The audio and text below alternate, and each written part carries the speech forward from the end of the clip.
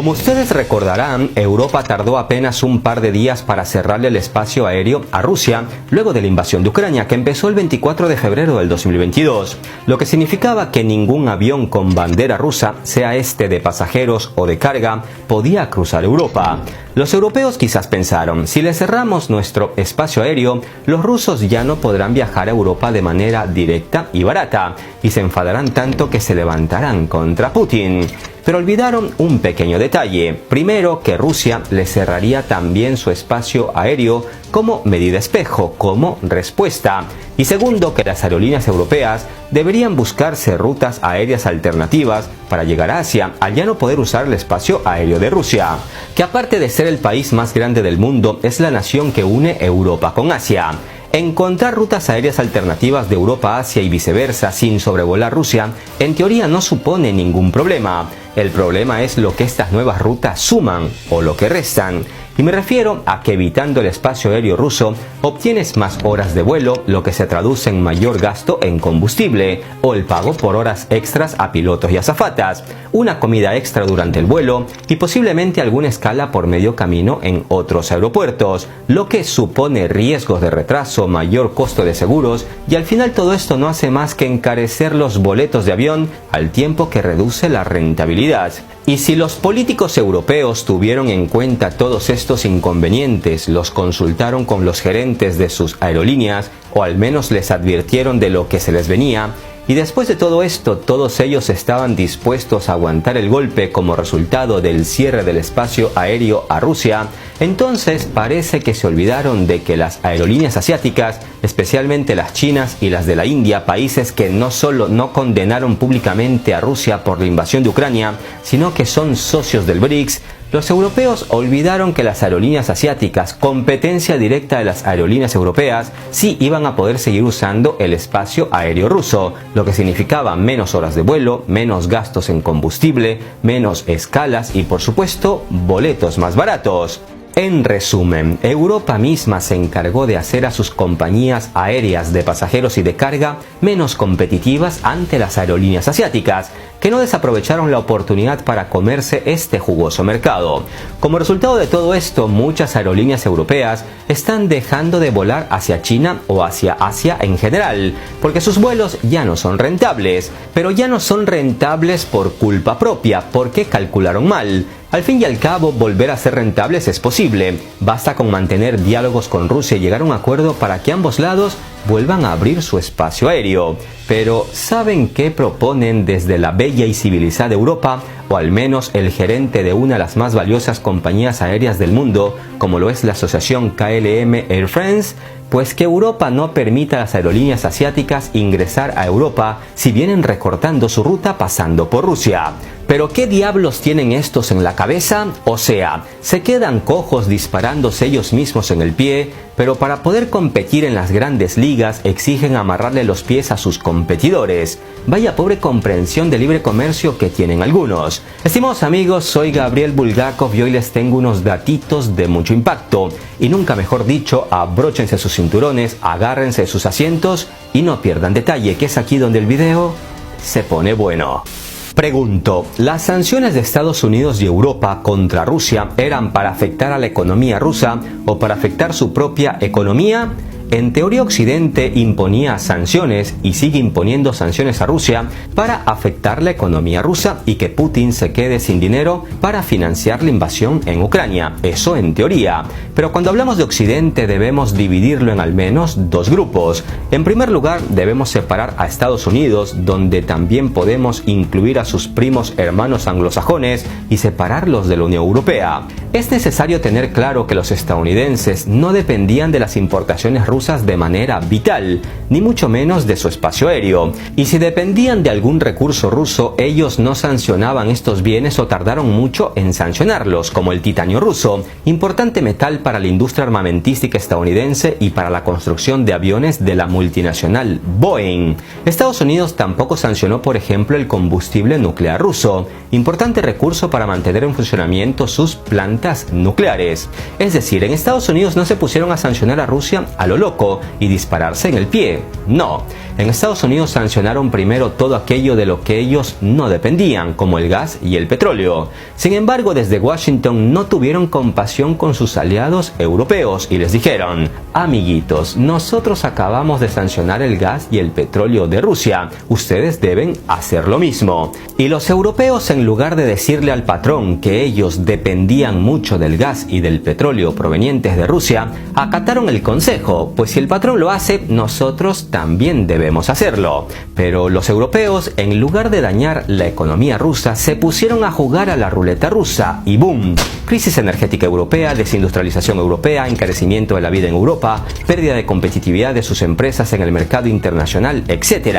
Desde mi punto de vista, fue un grave error el de Europa ponerse a sancionar a Rusia a diestra y siniestra, sin siquiera pensarlo dos veces, sin siquiera pensar en las consecuencias de esas sanciones. Al final, lo que Estados Unidos quería era meterse en el mercado europeo del gas, y hay cómo se metieron en Europa desplazando a los rusos con un gas natural licuado transportado por mar, mucho más caro que el gas barato ruso transportado por gasoductos. Y esa diferencia de precio lo pagan los europeos, mientras ríos de dólares van a parar a las cuentas bancarias de las gasísticas estadounidenses. Maravillosa jugada gringa que explicamos en un extenso video de impacto hace poco. Los gringos son unos genios, o los europeos unos ingenuos, por decirlo suavemente, o ambas cosas a la vez. No obstante, estimados amigos, como ya les dije al principio, hoy no vamos a hablar de recursos energéticos, ni de metales, ni de otros bienes rusos que han sido sancionados, sino de una esfera económica rusa sancionada aparentemente de poca importancia, donde los europeos están perdiendo mercado a favor de los chinos. Y miren cómo muchos se burlaban cuando Rusia respondió a Europa cerrando su espacio aéreo. Va, estos rusos, como si los europeos tuviésemos muchas ganas de visitar Rusia, decían. Obviamente Europa recibe 1000 veces más turistas que Rusia, pero olvidaron que las rutas aéreas rusas son el puente más corto para llegar de Europa a Asia y viceversa. Vaya incompetencia europea. Las aerolíneas europeas están reduciendo el número de vuelos a Asia debido a que sus vuelos son más largos, más caros y menos disponibles, mientras que las aerolíneas chinas, por el contrario, no enfrentan tales dificultades y abren nuevas rutas a Europa más cortas, más baratas y muy disponibles, publica el portal Político en un artículo titulado "Vuelos sobre Rusia. Las aerolíneas chinas ganaron y las europeas perdieron". Que Rusia es un puente entre Europa y Asia lo saben desde la Edad de Piedra. Pese a todo, Europa actuó sin calcular sus pérdidas y ahora sus aerolíneas de pasajeros y de carga se ven obligadas a tomar largas rutas alrededor de Rusia, lo que ha hecho que varias aerolíneas, incluidas la alemana Lufthansa, la británica British Airways y la polaca LOT, hayan suspendido algunos de sus vuelos más rentables hacia Asia. Para que se hagan una idea, sepan que un vuelo desde Helsinki, la capital de Finlandia, hasta la capital de China, Pekín, por medio de una aerolínea europea, es unos 3.200 kilómetros más largo, lo que corresponde a un vuelo de casi 4 horas extras, de si tomas un vuelo con una aerolínea china, cuyos aviones pueden ingresar sin inconvenientes en el espacio aéreo ruso. Si usted quiere economizar tiempo y dinero, lo más seguro es que usted prefiera tomar un vuelo con una aerolínea china que con una europea. Y es eso lo que ha estado pasando en los últimos meses. Si nos fijamos en un mapamundi, notaremos de buenas a primeras que los más afectados son los que vuelan desde el norte de Europa, como Finlandia, Suecia, Noruega o Dinamarca. Los tiempos de vuelo en algunas rutas desde estos países a China aumentaron en más de 3 horas, lo que aumentó los precios en casi un 15%.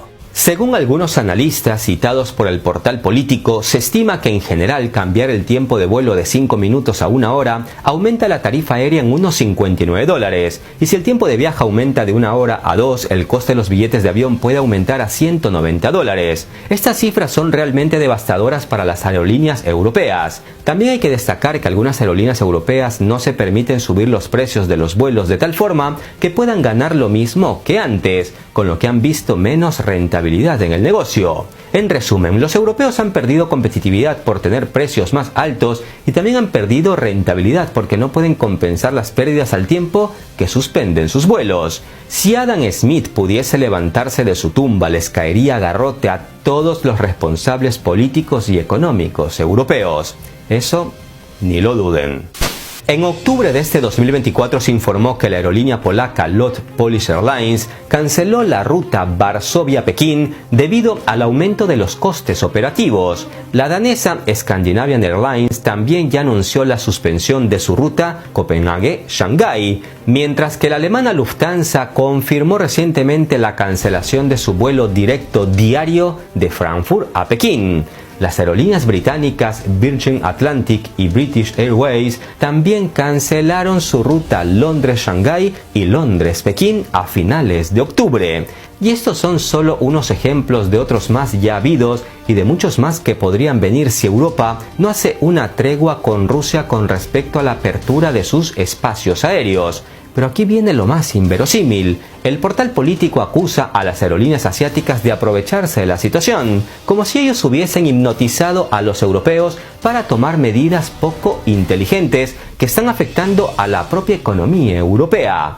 Y es que mientras los europeos cancelan sus rutas, los chinos las están aumentando. Ese es el caso de China Eastern Airlines, que anunció que aumentaría su presencia europea a 244 vuelos semanales después de abrir nuevas rutas como la de Budapest-Guangzhou y otros 11 destinos en Europa. Por su parte, Air China, la mayor aerolínea china, ya hace 53 vuelos diarios a Europa, lo que es un 116% más que en el 2019. Pero todos los males en Europa son culpa de Rusia. Las aerolíneas chinas representan ahora el 77% del tráfico entre China y Europa, frente al 50% de antes de la pandemia, escribió hace unas semanas el analista Piotr Grovielny. En algunos mercados como Italia, las compañías chinas ahora poseen el 100% del mercado, mientras que en el Reino Unido el 95%, aseguró el experto. Para las aerolíneas europeas, la estrategia en este momento es reconocer esta injusticia, pero por alguna razón guardan silencio al respecto, aceptando las realidades políticas, dijo Andrew Charlton, gerente de la consultora Aviation Advocacy. Las aerolíneas europeas pueden intentar impulsar una decisión para que los competidores asiáticos también cumplan con el cierre del espacio aéreo, pero esto no funcionará, agregó el gerente. Esto me recuerda a las declaraciones que se hicieron en el 2023 desde la compañía aérea Air France, cuando exigieron a las autoridades europeas imponer un impuesto a las aerolíneas chinas para que la libre competencia sea justa, pero para ellos. Repito, ¿no es más fácil abrir el espacio aéreo? Pues no lo sé, ya me lo dirán ustedes. El director general de la Asociación Internacional de Transporte Aéreo, Willy Walsh, está convencido de que el cierre del espacio aéreo con Rusia no tiene nada que ver con la seguridad y considera a las aerolíneas europeas víctimas de la política.